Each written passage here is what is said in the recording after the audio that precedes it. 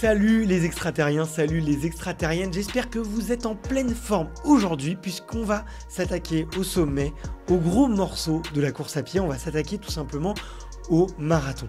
Et j'aimerais que dans cet épisode, on comprenne à quel point la préparation mentale peut aider n'importe quel athlète qui prépare une course. Bien entendu, tout ce qu'on va raconter aujourd'hui pourra être utilisable si jamais vous courez simplement un 10 km ou même une course encore plus courte, mais aussi si jamais vous voulez courir de l'ultra, aller courir du trail ou des distances encore plus longues. Ça peut aussi parfaitement s'adapter si jamais vous êtes cycliste ou si jamais vous êtes triathlète. L'idée, c'est vraiment de s'attaquer tout simplement à la problématique de la course et à la problématique des sports d'endurance. Et pour ça, je suis accompagné de mon ami et de mon préparateur mental préféré, fondateur de l'Académie de la haute performance, auteur de plusieurs livres comme Identité gagnante ou Préparation mentale gagnante, dont j'ai mis les liens dans la description, livre que j'ai lu et que je vous recommande. Il s'agit de mon ami Pierre David. Salut Pierre. Salut Bart.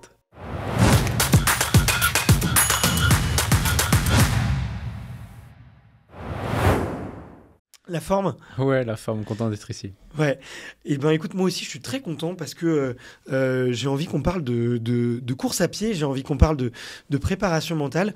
En fait, cet épisode il me tenait à cœur parce que l'été dernier j'ai essayé d'appeler plein d'auditeurs et d'auditrices qui font de la course à pied et j'ai eu l'impression que la préparation mentale, l'importance du mental était un petit peu sous-estimée dans la course à pied. J'ai eu l'impression que beaucoup me disaient, bah voilà, si je respecte le plan de l'entraîneur, si je respecte mes allures, tout va bien se passer. Et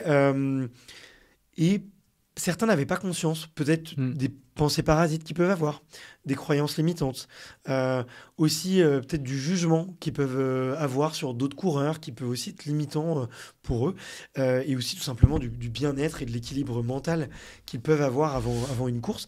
Et donc j'aimerais qu'on voit un petit peu ensemble tout ce que peut apporter la préparation mentale, la dépolarisation notamment, à un coureur à pied ou une coureuse à pied. Ça te va comme programme ? Ah, ça me va, le programme est dense, mais ça me va. Et ben écoute, on va essayer de le faire en une petite demi-heure. Selon toi, vu que toi, notamment, tu as pu accompagner un petit peu Johan Koval, peut-être quelques autres coureurs, quels peuvent être, tu vois, les obstacles mentaux que peuvent rencontrer les coureurs on va parler un petit peu plus de la course aujourd'hui spécifiquement, mais ça peut être aussi dans le cadre de leur préparation. Ouais, tu vois, tu l'as dit tout à l'heure, les gens sous-estiment déjà l'importance de la préparation mentale parce que les gens s'arrêtent sur des choses qui sont l'entraînement physique et ils disent si je fais tout le temps ça, il n'y a pas de raison que ça ne fonctionne pas. Et du coup, à chaque fois, les gens s'arrêtent sur le visible. Et sauf qu'ils oublient, c'est qu'on est des êtres humains, pas des fers humains, pas des avoirs humains, mais des êtres humains. Et du coup, si on n'a pas l'état d'être, c'est-à-dire le mindset qui est là, du champion, eh bien, bizarrement, on va s'auto-saboter. Et si on finit une course en étant déçu de nous-mêmes, on se dit « Ah mais mince, mais pourquoi j'ai pas tout donné ?» On sent qu'on en a encore eu sous le coude, mais on n'a pas réussi à tout donner. Ou on s'est auto-saboté, ou on a des regrets à la fin de la compétition. Là, très souvent, c'est pas un problème physique, et sauf que les gens vont chercher à s'entraîner différemment. C'est souvent un problème qui a un petit grain de sable qu'enraye la machine, tout simplement. Ok. Et ben écoute, on va essayer de comprendre ce petit grain de sable et de comprendre ces petits dysfonctionnements. On va se mettre dans le persona un petit peu. On se dit qu'on est à 2 semaines deux semaines de la grande course. Il y a le stress qui commence à arriver. Je commence à avoir des pensées parasites qui me disent mais est-ce que je suis prêt ? Est-ce que je suis pas prêt ? Est-ce que j'ai tout bien fait ? Et je commence un peu à stresser et à paniquer. Qu'est-ce que tu peux me recommander de faire à ce moment-là ? Là déjà, donc s'il y a des gens qui ont bien fait tout leur plan d'entraînement et qui ont ce stress qui arrive et ce questionnement de pensée parasite, clairement, ça va venir entacher la performance. Donc, les gens qui disent « j'ai juste à faire les entraînements physiques et ça va le faire en compétition », là, on peut voir que finalement, non. Parce qu'il y a Timothy Galloway qui dit que la performance égale le potentiel moins les interférences. Okay. Donc, les interférences, ça va être toutes les pensées qui vont venir justement parasiter le fait que le corps va bien va bien se mettre dans l'action. Donc, il faut savoir que toutes les pensées c'est quoi ? Ce sont simplement des impulsions électriques. Ces impulsions électriques-là, par la moelle épinière qui passe dans la colonne vertébrale et par tout le système nerveux, chaque pensée est reliée par tout le système nerveux à tout notre corps. Donc, si à ce moment, on se dit, mais je suis pas à la hauteur, il se passe quoi? C'est qu'on envoie à tout notre corps le signal de je vais pas être à la hauteur. Et vu que le corps obéit aux pensées, eh bien, forcément, on va se mettre des interférences. Donc, notre performance, justement, notre potentiel va être interféré. Donc, si on a déjà du surstress, c'est là... En fait, c'est important déjà de stresser. Donc, la première étape, c'est quand il y a du stress. Le stress, c'est un changement physiologique dans le corps. Et pour beaucoup de personnes, juste le fait de stresser les fait stresser. Tu vois, et ce qui est intéressant, c'est que c'est pas le stress qui est mal, c'est croire que le stress est mal qui le rend mal. Ouais, ok. Donc nous déjà, quand on a un athlète qui stresse et qui dit qu'est-ce que je dois faire pour ça, alors déjà bien sûr il y a les séances de dépolarisation qui sont avant et qui font les fondations, mais si on arrive là, on va leur dire déjà au moment où tu sens que tu stresses, le premier réflexe c'est de se dire waouh c'est cool merci. Parce que ça veut dire que ton corps est en train de se préparer à l'action, c'est-à-dire que tu crées de la tension. Ok. Et apprécier le stress. Apprécier le stress et reconnaître que c'est notre ami. Et juste ça fait la différence. Je me rappelle d'une athlète aux Jeux Olympiques qui était rentrée justement sur une finale et elle disait mais si je stresse, il se passe quoi? On a regardé, ok, c'est juste le fait de reconnaître le stress et le voir comme un ami diminue le stress. Alors que si je mets une pensée sur le stress en mode j'ai envie de lutter contre le stress, je le renforce. Que tout ce à quoi je résiste persiste. Donc la première étape, c'est de se dire waouh, c'est cool en fait, je stresse, se dire que l'objectif est important pour moi et donc mon corps se prépare à l'action. Et rien que ça, déjà, le stress, il va diminuer. Si on fait ça et que le stress est normal, le changement physiologique est normal, ça veut dire qu'on se prépare à l'action, donc on reconnaît, on dit c'est cool et on vit avec. Le stress est bon en fait. Le stress, c'est bon. Le stress est mauvais uniquement si on pose le jugement de mauvais dessus. Donc, c'est le jugement qui le rend bon ou mauvais. Encore une fois, c'est juste une question de perception et d'angle de vue. Donc, première étape, je reconnais que le stress est bien et je suis trop content de stresser parce que ça veut dire que mon corps se met à l'action, se prépare à l'action, pardon. Et la deuxième étape, c'est que si le stress continue avec des peurs de ne pas être à la hauteur, par exemple, là, il y a très probablement justement ce que nous, on appelle une dépolarisation à faire parce qu'il y a un problème de fond du type ah mais si j'y arrive pas, je suis trop nul. Donc là, si on va s'identifier à notre résultat et qu'on a peur d'échouer, en effet, ça va entraîner ce qu'on va appeler, nous, du mauvais stress parce que le cerveau va être en train de paniquer. Il faut surtout pas que je perde et j'ai intérêt de faire un bon score. Ok.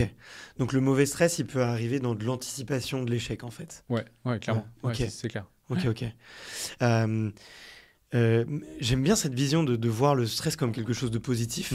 Et je crois que d'ailleurs, il y a eu des études qui montrent que finalement, toute performance, elle passe par un état de stress et que ça augmente notre performance. Le cœur s'accélère, on a un peu les mains moites. Et ça nous rend plus en alerte et ça nous rend plus performants, plus vigilants aussi. Donc il faut le voir comme quelque chose de positif. C'est ça. Il prépare. Le stress, c'est un état de tension qui fait qu'on est là et qu'on est plus actif en fait. En effet, comme tu l'as dit, il y a le rythme cardiaque s'accélère pour mieux être oxygéné. Pour la prise de parole publique, je sais que les mains deviennent moites pour plus les agiter. Et donc c'est naturel. En fait, le stress, c'est un ami et c'est notre corps qui réagit, qui nous prépare. Et si vous regardez bien, en fait, moi, à titre personnel, je peux regarder que j'en parlais avec un copain récemment qui faisait mon coin à la boxe et il me disait c'est dingue, dans les vestiaires, on savait si tu allais faire un bon combat ou un mauvais combat, où j'étais déterminé, je le savais. Et à l'inverse, dans les tours de poule, je perdais souvent. Parce que les tours de poule, alors je passais tout le temps de justesse en quart de finale, en quart de demi-finale et après, boum, je gagnais tous mes combats à l'aise. Mais en tour de poule, je gagnais tout le temps de justesse. Pourquoi? Parce que je ne stressais pas assez. J'allais être décontracté en mode tour de poule, j'ai le droit d'en perdre un, je m'en fous. Le but, c'est de finir deuxième de la poule pour passer au niveau supérieur. Donc, vu que j'étais en l'économie comme ça, eh bien, je stressais pas assez et je me faisais surprendre en fait. Bien sûr. Et si je regarde dans les conférences aussi que j'ai faites, celle où je me suis planté, c'est celle où je stressais pas. Donc, si on regarde bien dans notre vie, en fait, très souvent, le fait de ne pas stresser, eh bien, on a pu se planter, alors que le fait qu'on stressait juste ce qu'il fallait, on s'est surpassé tout simplement. On augmente notre niveau de vigilance. Exactement. Donc, niveau de performance égale certitude et incertitude au même degré. Donc, je sais que ça va le faire, en même temps, je suis pas sûr que ça le fasse. Ok. Qu'est-ce qui fait qu'on mette un jugement mauvais sur le stress, justement? Je pense qu'à l'éducation, on n'a pas été éduqué à ça. Attention, tu vas stresser, c'est pas bien, etc. Si à l'école, on nous apprenait à nous dire, bah, OK, quand tu as un changement physiologique dans le corps, ce qu'on appelle du stress, dis-toi que c'est bien en fait. Si on était juste éduqué à ça, déjà, le stress s'atténuerait. Et ensuite, la deuxième étape, ça va être le rapport à l'échec. C'est-à-dire que si on acceptait que l'échec finalement n'existe pas, mais fait partie d'un cursus de progression, ben, on aurait moins de stress aussi. Ok. Très clair. Et donc, qu'est-ce qu'on peut faire pour le... On a fait une première étape qui est de se dire, ok, le stress, c'est bon. Ouais. De le voir un petit peu. Est-ce qu'il y a d'autres choses, tu vois, qu'on peut faire justement pour... Si on parle d'excitation, tu vois, on va arrêter de parler de stress. Si jamais l'excitation, elle devient trop grande, tu vois, j'ai transformé le stress en excitation, mais je sens que quand même, c'est beaucoup d'énergie, j'y pense beaucoup. Ça me perturbe un peu parce que justement, je suis alerte un peu de tout et je peux un peu surréagir. Est-ce qu'il y a des choses qui peuvent me permettre un peu de redescendre un peu en tension? Ouais, alors déjà, c'est voir si derrière, est-ce qu'il y a une peur qui est associée à ça. Tu vois, dans ce type d'exemple-là, si on se dit, est-ce qu'il y a une peur d'associer à ça, bah dans ces cas-là, nous, on va prendre les deux cas.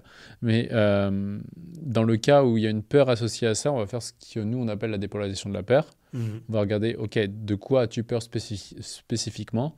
Et on va aller voir au pire du pire. Si la peur arrive, il se passe quoi? Et mieux que ça, après, on va regarder ce serait quoi les bénéfices sur les 5 prochaines années que la peur arrive. Pour justement prendre de la hauteur et voir que comment est-ce que je peux déjà anticiper si le pire du pire arrive, comment est-ce que je peux en faire une force à long terme et accepter que le pire arrive.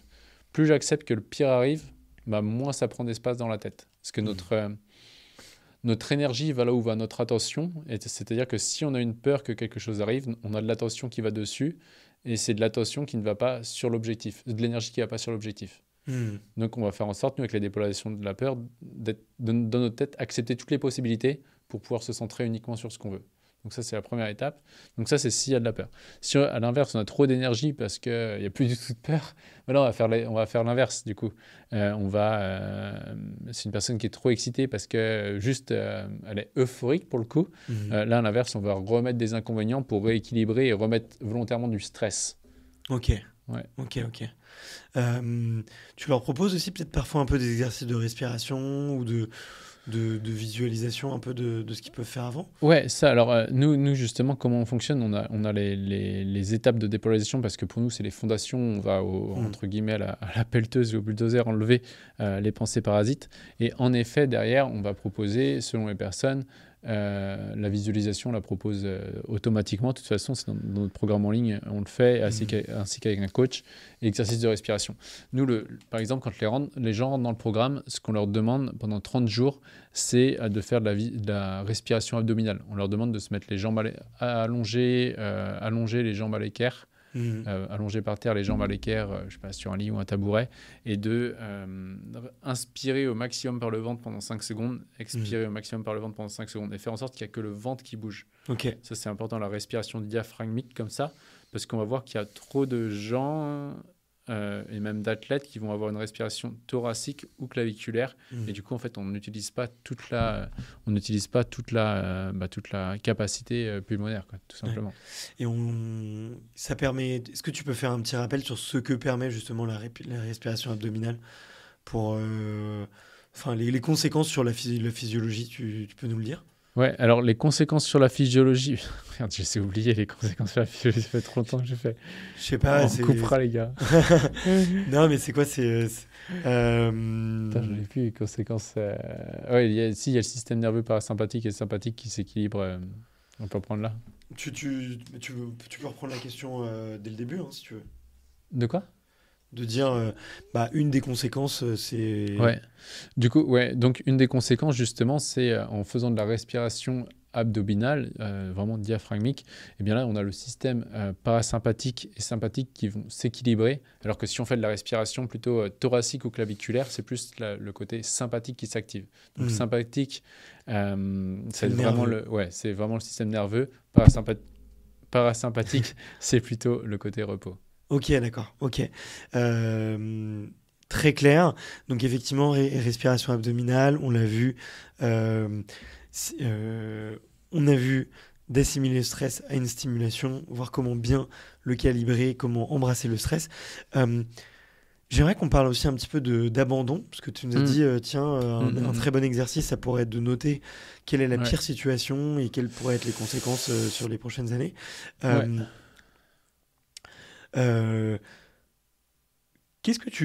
C'est quoi toi ton rapport à l'abandon et qu'est-ce que tu dis aux grands champions par rapport à l'abandon? Parce que tu vois, c'est sur un marathon, une course, je me dis tiens, c'est ça la pire conséquence qui puisse arriver, c'est avant d'aller jusqu'à la blessure, tu vois. En tout cas, moi, je m'arrêterai avant la blessure. Tu vois, j'estime que je préfère abandonner et réussir dans 6 mois plutôt que d'essayer de réussir maintenant et d'échouer pendant 1 an, tu vois.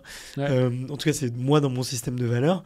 Donc la pire chose, c'est l'abandon. C'est pas très grave, mais c'est douloureux d'abandonner, quoi. Personne n'a envie d'abandonner. Ouais, parce que, encore une fois, abandonner, nous, c'est ce qu'on apprend. Quand on a des gens qui préparent une compétition comme un marathon, bah forcément, tu leur parles d'abandon, c'est le truc le pire qui puisse arriver. Déjà, nous, la première chose qu'on fait prendre conscience aux gens, c'est qu'abandon est un concept. Okay, donc, si j'ai un abandon d'un côté, je vais avoir quoi? Aller jusqu'au bout, rien lâcher de l'autre côté. C'est comme avec le jour, le nuit, chaud, froid, douleur, plaisir, avantage, inconvénient. S'il y a abandon d'un côté, il y a finir de l'autre côté. Et déjà, ce qu'on regarde, c'est qu'on va déconceptualiser ça. On va montrer que si on regarde l'abandon, dans les faits, c'est quoi? C'est quelqu'un qui abandonne. Dans les faits, c'est en réalité, il a changé de priorité. Tu vois, comme tu le disais tout à l'heure, moi, je n'irai pas jusqu'à la blessure. Je m'arrêterai avant. Dans ces cas-là, c'est-à-dire que dans ton système de priorité, tu vas privilégier ton intégrité physique à finir la compétition. Oui. Tu vois? Donc, en fait, quand déjà tu rationalises ça, tu dis, en fait, maintenant, je n'ai pas abandonné, j'ai juste changé mes priorités. Donc, tu mets de la conscience dessus. Et le paradoxe, c'est que plus tu mets de la conscience dessus, moins tu risques d'abandonner. Parce que les gens qui veulent absolument ne pas abandonner, alors soit ils ne vont pas abandonner, en effet, mais à quel prix? Et au final, ils vont louper je ne sais pas combien de courses parce qu'ils vont être physiquement, il va falloir récupérer. Donc, ce n'est pas abandonner, mais à quel prix? Et quand les gens, justement, fuient l'abandon, tu risques de l'exprimer par compulsion. C'est-à-dire que, non, faut pas que j'abandonne, et d'un seul coup, ok, tu sais quoi, j'arrête. Et là, par compulsion.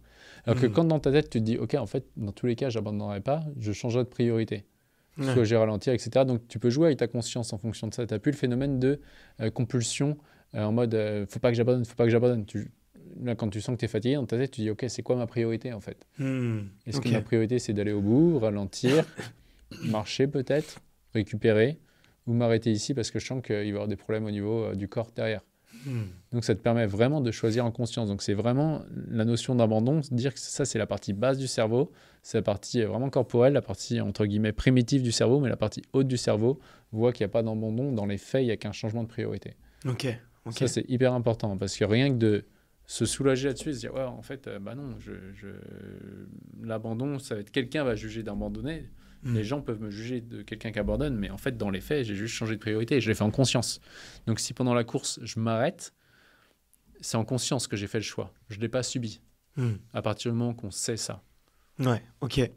J'aime beaucoup ce que tu dis parce que ça, effectivement, quand on se répète de ne pas abandonner, on stigmatise le mot abandonner. Et c'est un peu typiquement comme les personnes en cas d'addiction. Tu vois, souvent, on leur dit, tiens, arrête de boire, arrête de fumer, arrête de droguer, ou je sais pas où, tu vois, ou arrête de stresser. En fait, tu remets de l'attention dessus. Tu remets de l'attention dessus et tu mets pas l'attention au bon endroit, tu vois. Ouais, c'est ça, exactement. Alors que plutôt que de dire, tiens, arrête de boire, bah, ça pourrait être plutôt, je sais pas, va marcher, tu vois. C'est clair, bah, ça te permet de tu mets l'attention de mettre une distance sur autre chose, de mettre la distance. Ok.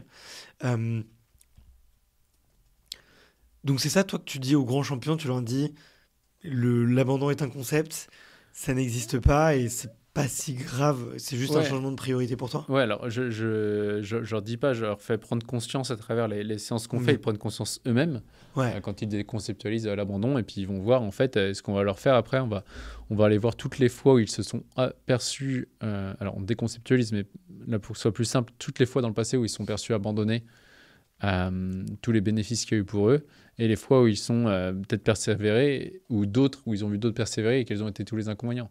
Donc encore une fois, c'est je continue la compétition et je vais jusqu'au bout, mais à quel prix?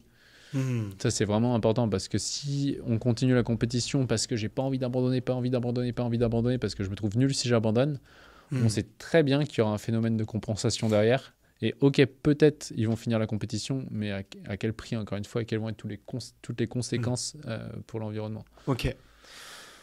Pourquoi est-ce que certains athlètes se remettent difficilement d'abandon et d'autres pas, tu vois? Ouais. Certains rebondissent très bien, d'autres ne s'en remettent jamais, tu vois? Pourquoi? Ouais, bah pour moi, il y a deux choses. Il y a identification à son résultat. Ok. Donc, je m'identifie à l'abandon. Donc forcément, si je m'identifie à l'abandon, bah, ça va faire 2 points. Soit derrière, je vais me sentir vraiment trop nul, et auquel cas, j'arrête mon sport, ou alors je compense et je reviens plus fort. Donc, et deux, c'est une question d'amour-propre.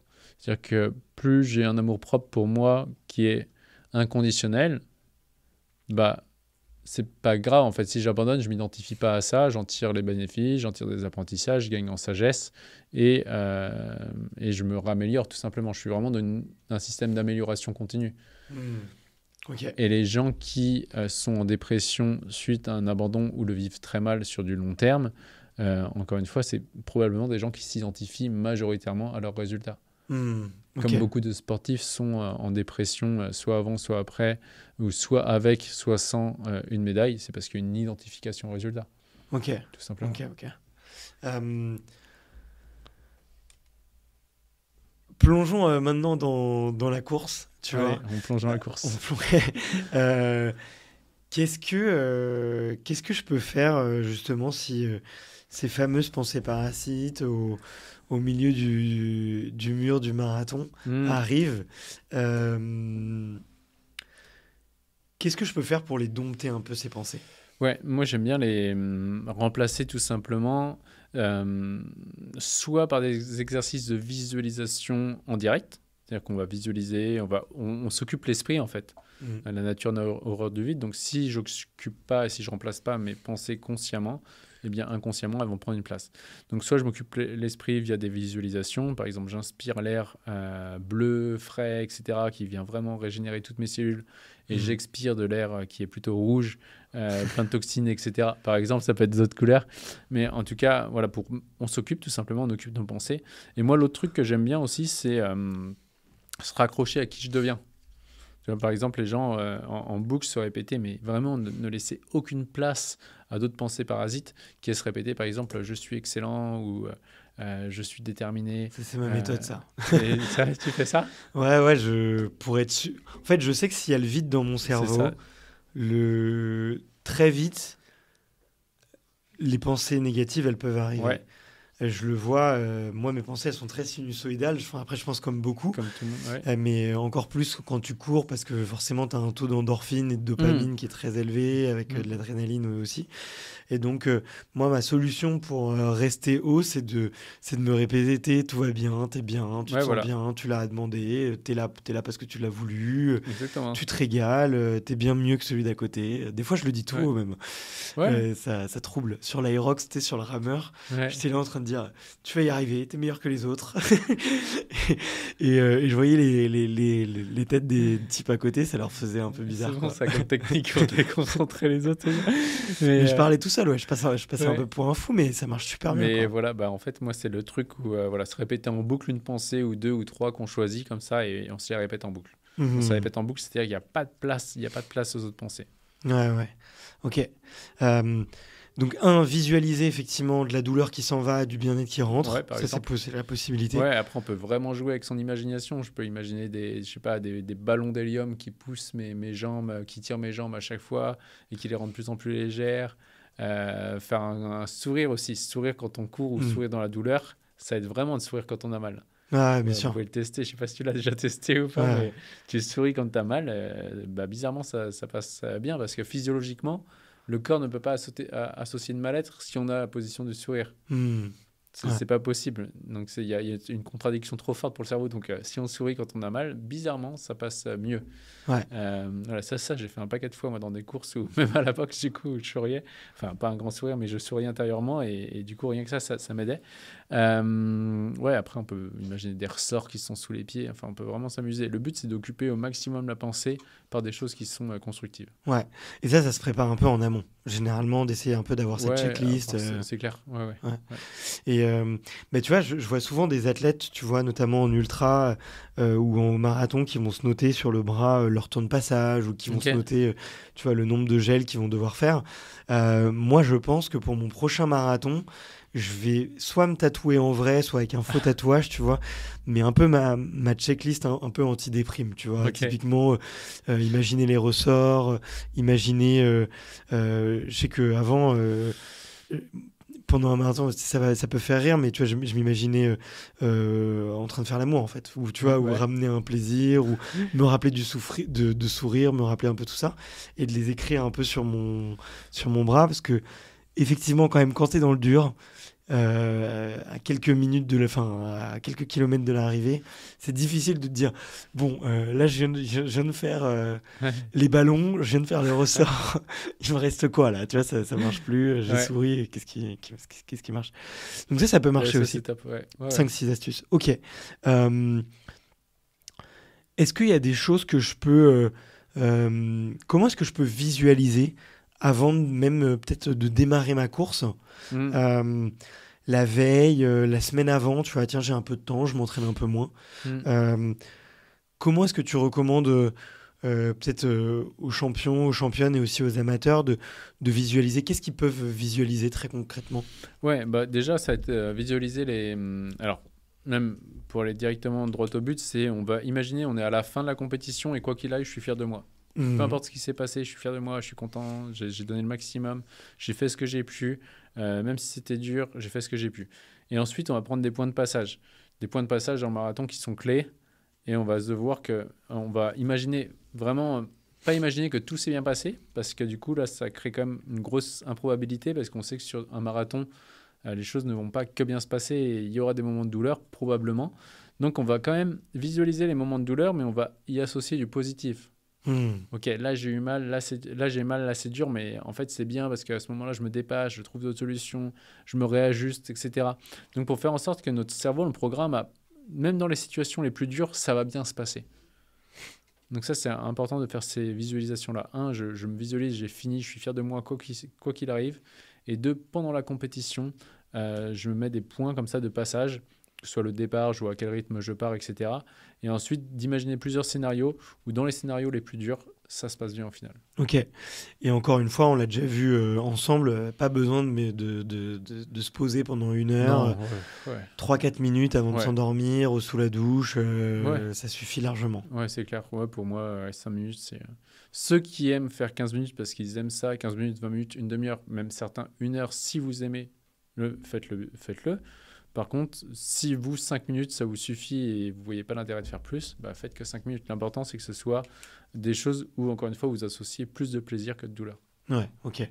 Et d'être conscient, en fait. Ouais, c'est ça. Dans la conscience. Ok, trop bien. Est-ce que tu as vu quelques petits... on va terminer cet épisode comme ça, mais est-ce que tu as vu des petits gris-gris avec des athlètes comme Johan ou avec d'autres sur... justement autour de la préparation mentale avec des coureurs? Je voulais qu'on se partage peut-être un petit peu ça. Tu vois, je pense que il y a des trucs quand même. Enfin, on voit que la préparation mentale et le bien-être du coureur, il est méga important. Je pense l'exemple là pendant les Jeux, c'était Alice Finot qui avait prévu de faire sa demande en mariage. Je sais pas si tu as suivi cette athlète. Elle sera assise à ta place là dans quelques jours. Tu vois, elle était meilleure performance européenne de l'année. Elle avait la 4e meilleure performance mondiale sur le terrain. Elle savait que les 2 premières places c'était impossible, mais il y avait peut-être une petite carte à jouer pour la 3e au Stade de France, 3000 mètres steeple. Et ça fait 8 ans qu'elle est en relation et qu'elle est en relation avec son concubin et elle décide avant de partir de faire sa demande en mariage mais après la course. Excellent. Et les 3 premières partent comme des balles, je crois, à 3 tours de l'arrivée. Ok. Elle décroche complètement. Et elle fait un 800 mètres de fin absolument exceptionnel. Ouais, j'ai vu. Je pense qu'elle Ouais. passe à 1 seconde de la 3e place, vraiment pas très très très loin. Elle bat son record personnel, je crois, de 5 secondes. Elle Ok. bat le record d'Europe, record de France, bien évidemment. Donc, superbe perf, bon, qui se termine pas avec une médaille, mais en tout cas très belle scène. Et après, elle fait sa demande en mariage, tu vois, dans le Stade de France. Ça montre, je trouve, le côté un peu important, quoi, Ouais. de bien se sentir dans son corps, bien se sentir dans sa tête, quoi. Est-ce que toi, tu as vu d'autres petites scènes un peu marrantes qui ont pu te marquer ou d'autres petits gris-gris tu as vu avec des athlètes que tu as encouragés? Ouais, alors moi sur cette partie-là, je l'ai pas vraiment vu parce que ça je leur laisse enfin c'est des points qu'on aborde pas et c'est vrai que j'y prête moins attention en fait. Je leur dis Mhm. OK, ça c'est moi j'ai fait mon taf avec ce qu'on doit faire. Si en Mhm. plus ils ont des gris-gris tant mieux mais ouais, je pense qu'il y en a eu comme ça, j'en ai pas qui me reviennent mais il y en a sûrement.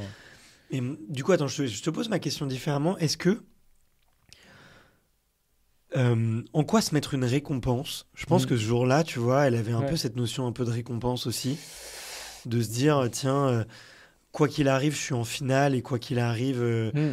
le vrai moment, c'est la demande en mariage, plutôt que de faire une bonne Ouais. course. Bon, après, c'est une athlète de haut niveau, donc je pense que tu vois, l'athlète de la course était quand même hyper importante pour elle.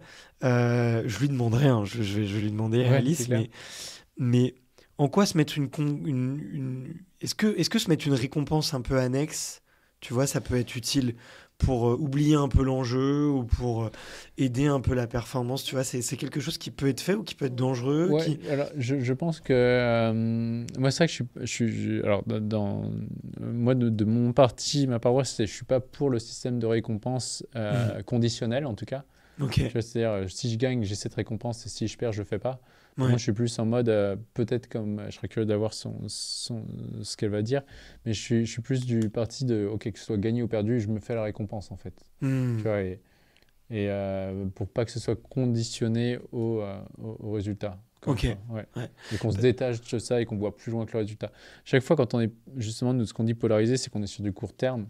Et dès qu'on met les choses sur du un peu plus long terme et qu'on voit au-delà du résultat, bah, finalement, le résultat, on s'en détache un peu plus. ok, ok, ok. Bon, bah, je crois qu'on a bien couvert le marathon, hein, je crois. Est-ce Ouais, qu'on a oublié bah, des choses? ça, on verra ce que disent les auditeurs et j'espère qu'on a apporté un maximum. Bah ouais, envoyez-nous un petit message sur les réseaux sociaux, à la fois à l'Académie de la Haute Performance sur Instagram ou sur Extraterrien. Est-ce que ça vous a aidé Mm. justement à arriver plus sereinement le jour de votre course pour le marathon? Bonne course à tous d'ailleurs, si vous nous écoutez avant, peu importe la course avant laquelle vous nous écoutez, mais en tout cas bonne course. On espère qu'on vous a aidé. Si jamais ça vous intéresse, je vous ai mis les liens des livres écrits par Pierre David. Donc il y a l'identité gagnante, préparation mentale gagnante, j'ai oublié les autres, tu peux rappeler les Ouais, noms de Pierre? l'entrepreneur gagnant et Et l'autre qui sort bientôt, c'est Reprenez le contrôle. reprenez le contrôle. Voilà, moi je vous recommande les 2 premiers que j'ai lus en tout cas, qui sont vraiment dédiés au sport.